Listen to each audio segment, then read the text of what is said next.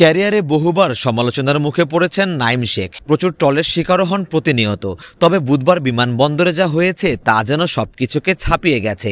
দুয়োধ্বনি থেকে অকথ্য ভাষায় গালাগালি, এমন কোনো কটু কথা নেই যা শুনতে হয়নি আমিরাত থেকে ফেরত আসা ক্রিকেটারদের। তবে ভক্ত সমর্থকদের এই আচরণ একেবারেই ভেঙে দিয়েছে নাইমের মনোবল, অন্তত নাইমের ফেসবুক স্ট্যাটাস তাই বলে।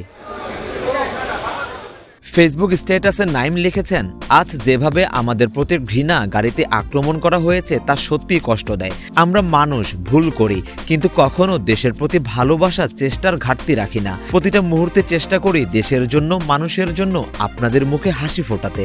আমরা যারা মাঠে নামি আমরা শুধু খেলি না, আমরা দেশের নাম বুকে নিয়ে নামি। লাল সবুজ পতাকা শুধু শরীরে নয়, রক্তে মিশে থাকে। প্রতিটা বল, প্রতিটা রান, প্রতিটা শ্বাসে চেষ্টা করি সেই পতাকাকে গর্বিত করতে। নাইম আরও লিখেছেন, হ্যাঁ, কখনো জয় আসে, কখনো পরাজয়, কিন্তু খেলার মাঝেও দেশপ্রেম কখনো কমে না। ভালোবাসা চাই, ঘৃণা নয়। সমালোচনা হোক যুক্তিতে, রাগে নয়। আমরা লড়ব, আবার উঠব, দেশের জন্য, আপনাদের জন্য, এই পতাকার জন্য।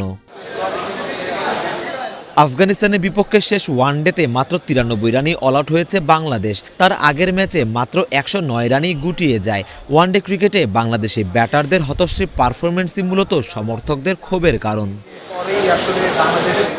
তবে নিজেদের এই খারাপ সময়ে নাইম শেখ, তাসকিনরা পাশে পাচ্ছেন একসময় তারকা ক্রিকেটার নাসির হোসেনকে। বুধবার রাতে নিজের ভেরিফাইড ফেসবুকে নাসির একটি স্ট্যাটাস দিয়েছেন। সেখানে নাসির লিখেছেন, আমরা ক্রিকেট প্লেয়ার, তার থেকেও বড় পরিচয় আমরা মানুষ, রক্তে মাংসে গড়া মানুষ, কোনো রোবট নই। জিতে গেলে 17 কোটি মানুষ আনন্দিত হয়, তবে হেরে গেলে কেন শুধুই 11 জনের ওপর কষ্টের দায়ভার।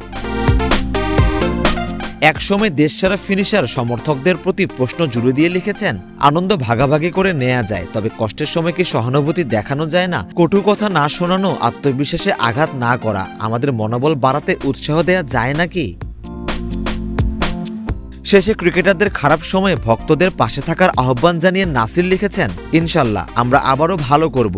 হারের সাথে জয়েরও পথ আছে। আমরা আরও শক্তিশালী হয়ে দেশে ফিরে আসব। আমাদের চাই 17 কোটি মানুষের ভালোবাসা, দোয়া ও সমর্থন।